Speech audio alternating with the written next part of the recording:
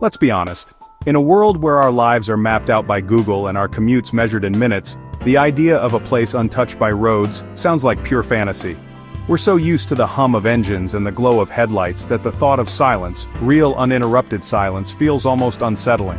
In 2025, finding a place without a road is like finding a politician who answers a direct question. It just doesn't happen. Roads are everywhere, snaking through cities, carving up countrysides, and connecting every last corner of the map. They're the veins of our modern world, pulsing with the constant flow of traffic and life. We've paved over everything. Mountains, forests, even deserts have traffic jams. It's as if humanity collectively decided that no patch of earth should be left untraveled, no landscape too sacred for a bit of tarmac and a few painted lines. If we could, we'd build a motorway to the moon, complete with service stations selling disappointing coffee and overpriced sandwiches. The urge to connect, to move faster and further, seems hardwired into us. The world is obsessed with speed, even if it's just to the next traffic light. We measure our days in journeys, our success and how quickly we can get from A to B.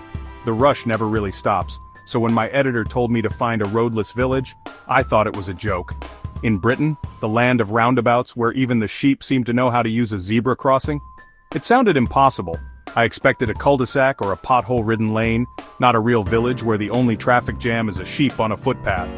Surely, even the most remote hamlet had at least a single lane for the postman's van or the occasional lost tourist. My life is ruled by roads and sat-navs.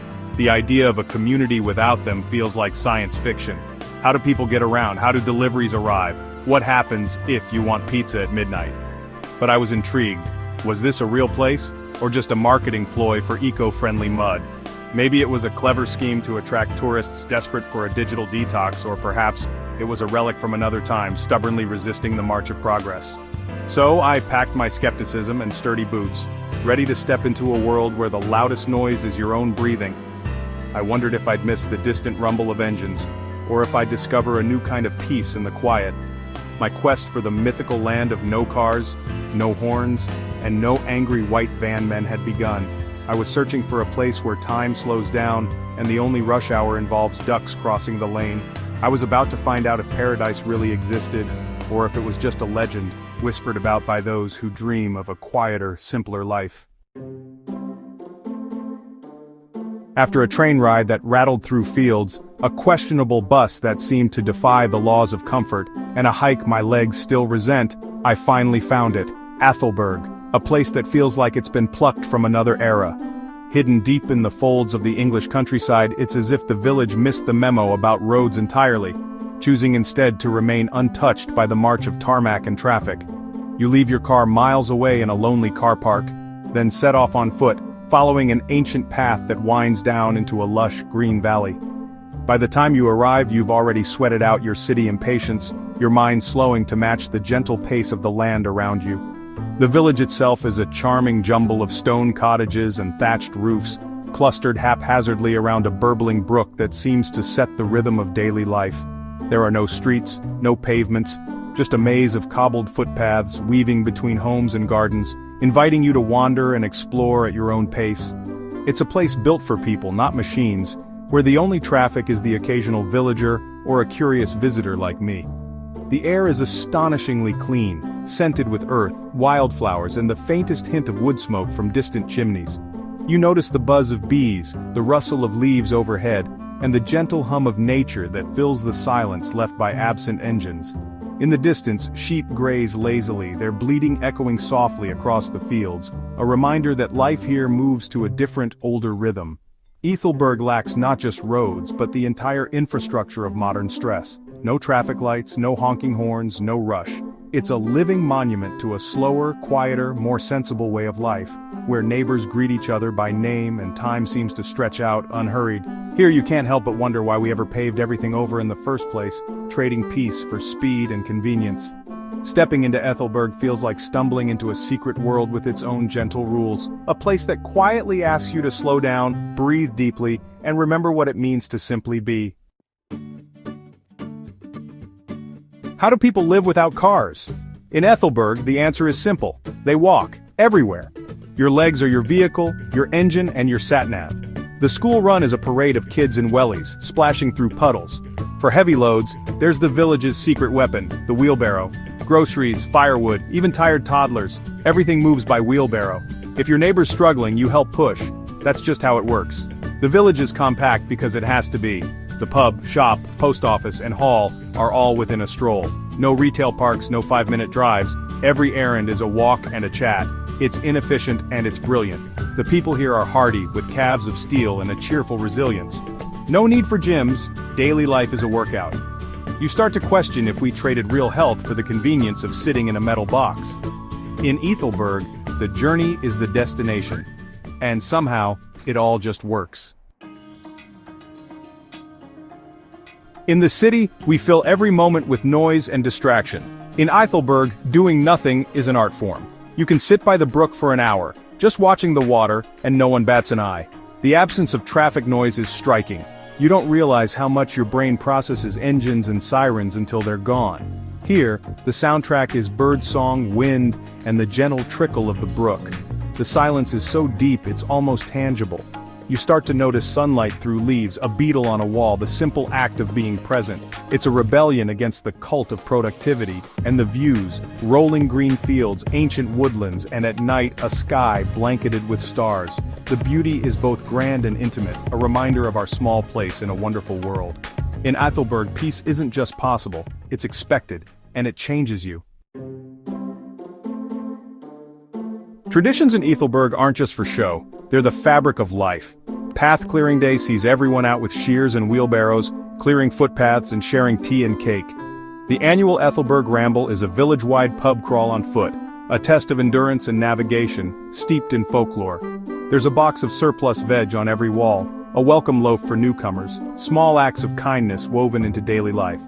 These customs aren't grand gestures, they're the glue that holds the village together. It's a social network without Wi-Fi, a system of sharing and support. In Ethelberg, community isn't a buzzword, it's survival, and it's what makes the village more than just a collection of houses. Imagine dropping a busload of American tourists into Ethelberg. First, confusion, no car park, no valet, no golf carts, just walking with your own luggage. No Starbucks, no McDonald's, just a shop selling tea, coffee, and milk. The pub serves 2 beers, light and dark. That's it. The Wi-Fi is moody at best, and uploading selfies is a lost cause. Forced to unplug, they'd have to actually talk to each other. But after a few days, something magical might happen. They'd relax. They'd discover the joy of walking, a simple cup of tea, and the beauty of silence. They'd leave changed, with stronger legs and a new appreciation for the simple life, and maybe a desperate craving for 5 bars of signal. Living in Ethelberg makes you question city life's sanity. My London commute is a battle. Apps, sprints, sardine tin tube rides, and stress.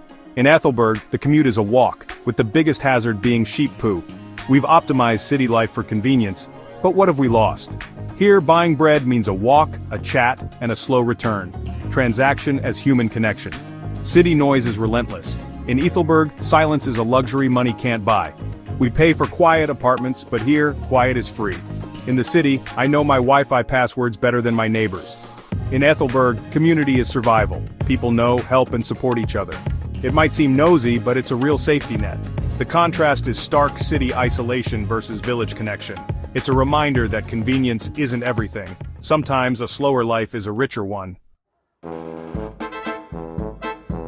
The first night in Ethelberg, the silence is so profound it's almost loud. Your city-trained ears search for noise, car alarms, sirens, but find only your own heartbeat. It's unsettling at first, but then you start to adjust.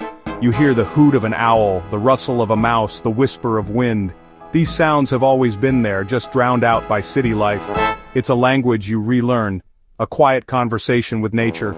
By day, the brook gurgles, children laugh, the blacksmith's hammer rings, human sounds blend into the landscape, not intrude on it. And then there are the sheep, the village's unofficial mascots, their bleating a constant, comforting background. It's a reminder that here, nature sets the rhythm. The silence isn't empty, it's full of life, just a different kind.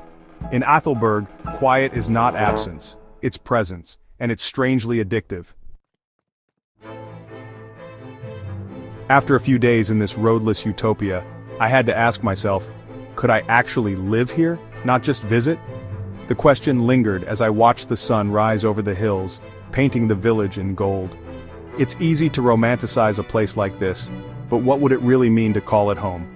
The romantic in me says yes, trade my car for a wheelbarrow, my phone for real conversations, and embrace the simple life. Imagine waking up to birdsong instead of alarms and measuring time by the sun, not by meetings or deadlines. Here every face is familiar, every greeting genuine. But reality bites. What about late-night curry cravings or needing a specific light bulb the shop doesn't stock? The nearest supermarket is a distant memory, and online deliveries are a fantasy. Even the basics, bread, milk, coffee, require planning and patience. The thought of walking 2 hours for a flat white is panic-inducing. Spontaneity takes a back seat when every errand is an expedition. Forget about quick fixes or last-minute plans. Here everything moves at the pace of your own 2 feet. Mud is a constant and rain turns the world into an obstacle course. Every journey becomes an adventure and not always the fun kind. Shoes are never truly clean, and puddles are a daily companion. Isolation in winter sounds cozy, but being stuck with the same 50 people for weeks? Risky. Cabin fever is real and privacy is a luxury. The silence can be peaceful or deafening. I admire Ethelberg, but I'm a city boy at heart. I need the noise, the chaos, the roads. The city's energy pulses through me, and I crave its endless options, its unpredictability, its crowds. Maybe the best I can do is visit paradise now and then, to recharge and remember there's another way to live. These visits remind me to slow down, to breathe, to appreciate the quiet moments I so often overlook. I'd survive a week, maybe 2. Long enough to feel the rhythm of village life, but not so long that I start missing the city's buzz. But a lifetime? My wheelbarrow would have a puncture by day 3, and I'd probably be the one needing a rescue. Still, I'll always carry a bit of Ethelberg's peace with me, at least until the next traffic jam when I'll close my eyes and remember the quiet, the mud, and the magic of a place where roads end and life slows down.